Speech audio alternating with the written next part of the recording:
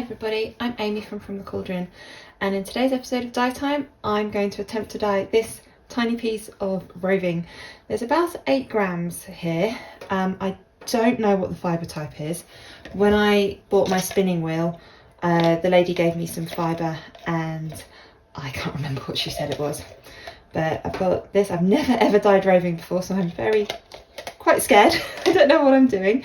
But we'll see. This has been soaking in water for probably about 10 minutes or so it's not completely wet all the way through, but it's a little bit damp. And I have dissolved a tiny bit of tobacco leaf from Dharma trading in here, and a tiny bit of Kelly green again from Dharma trading in here. They're both acid dyes, and I'm just going to pour this on very gently. Now, I'm positive I grabbed the tobacco leaf one, but this looks very, very green. So my aim is to do a bit of sort of low immersion. Yeah, a bit of low immersion. There's no heat on this. There's no acid in here at the moment. I'm just going to pour this on very gently. Oh, yeah, you can see it's not... Probably could have done with soaking this for a little bit longer. As you can see, the dye is just sort of pouring off.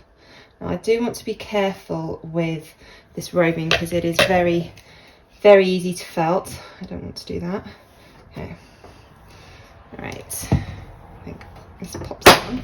Yep, pop that down and get it all in the middle. All right. Since the fibre isn't as wet as I had hoped, I'm going to add a bit of water first. Pour this in. This is all dedicated dye equipment. I don't use any of this for food. There we go. And when I measured out the dry dye powder I had on my gloves and my mask. Don't need mask now as it's all in solution. I could probably do with putting my gloves on, which I expect I will do soon, but right now I'm okay. Right. I think I can add some more of this Kelly green. Yeah, it's staying where I'm pouring it now. This is why you need to pre-soak for a good 20 minutes to make sure all your fibres are nicely soaked, so when you put the dye on, if you want it to stay in a certain position, it will, rather than running off. Yeah. Have the little ends there, tobacco leaf in the middle, Kelly green. Just going to add more water. Just make sure it's enough in here. And I'm going to add, since there's only a tiny bit of fibre in here, I'm just going to add 1 teaspoon of vinegar for now. I may add some more later. Turn this on,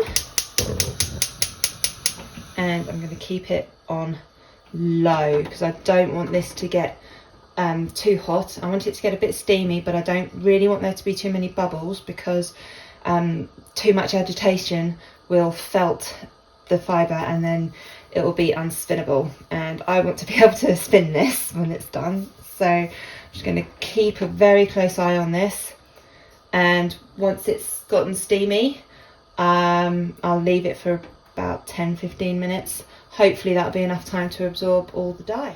This has been on the heat for quite a while, and I have had to top it up a couple of times because, as you can see here, the water is starting to evaporate and there's still quite a lot of dye in there. Well, it looks like there's a lot, I'm not sure how much. So I'm just going to add this skein of 100% Polworth yarn. Is it superwash? I think it is. Yeah, it's 100% superwash Polworth. That's a tongue twister yarn. You can see it's starting to absorb some of this dye. Now it has been pre-soaking, and that is, oh, that's turning out to be a really nice minty colour. I'm just going to add this in there. Let's add a bit more water to this. Let's just help to absorb the last of that dye. I've been very good and not fiddled with this too much, but I will just try and move this a little bit so this yarn can access all that extra dye. You can see the yarn is just soaking it up, which is what I wanted. I mean, this fibre looks lovely. I just think I used probably a bit too much dye. I did add another little bit of did add a bit more vinegar in here, but yeah, oh, that's a really nice green for this. Yeah, so yeah, see this has just absorbed all that dye. That's fantastic. So what I am going to do now is just turn this off the heat, because I will probably do a little bit more dyeing to this yarn mop. Yeah, oh, seems to be a pocket there. Yeah, so I'm just going to let this cool down completely, and then I will be back to very carefully wash. Okay, this has completely cooled down, so I'm going to very carefully just drain out the water, pour out the water. That'll do.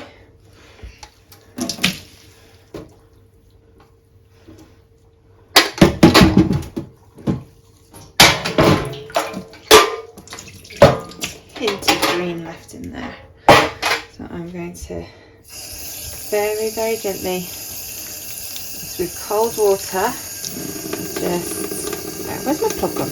There it is. Put some water in here, not running the water on top of the fibre, and I am not going to use any washing up liquid or soap or anything. I'm just going to very gently pat this. I don't want to felt this. This will probably, if I felt it, it doesn't look felted now, I don't think, but if I felt it, it's going to be at this stage, I'm sure of. So actually the water's clear, and I think I'm going to leave this now. No dye is coming out, so I'm not going to push my luck. I'm just going to take this out and pat it dry with a tea towel.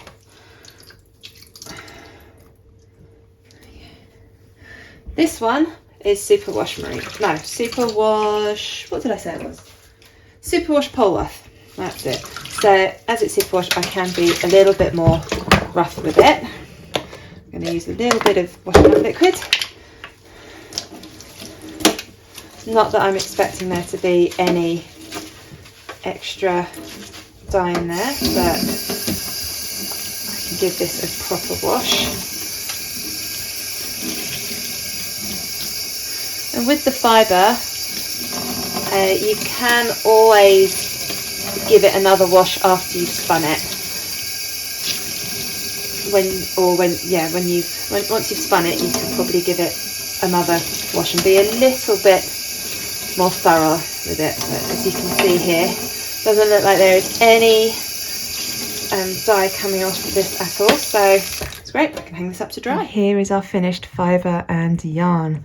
Now, I was quite worried about the tobacco leaf dye because it was very green when I mixed it and added it, and it didn't look very brown at all. But you can see this must be one of the dyes that heat affects, that it will change colour when heat is added, because you can see you've got some lovely browns in here mixing well with the greens, and it's quite dark on these two bits where I added most of the tobacco leaf. And yeah, I just think this looks great. And my biggest worry was that I'd felt this, and if you look, it doesn't look like I've felted it at all, because it's pulling apart nice and easily. So I am going to go and spin this now, see if I can see how this spins up. and I had this extra skein of yarn which I just stuck in to absorb the dye that wasn't absorbing to this, and it's a lovely minty green. Now, do you think I should add more dye to this? Because there are some darker patches, some lighter patches. It's not a solid green, it's quite a nice sort of tonal green. Should I add extra colour to this? Let me know down in the comments. Let's try spinning this lovely fibre. This is not going to be a tutorial. I will show very quickly that you can still quite easily draft this, so there's no major felting issues at all, which I'm very happy about. Now, this isn't a spinning tutorial. I am very new at spinning. There are plenty of other people with a lot more spinning experience than me. If you want to learn how to spin, I recommend Expression Fibre Arts on YouTube. I've learnt a lot from them.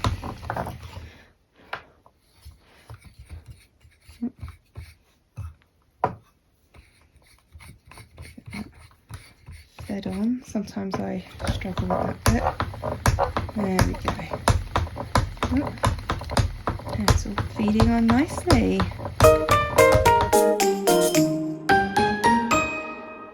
That's looking good. Very happy with this. Nicely all spun there, as about as well as I can do. I am a beginner spinner.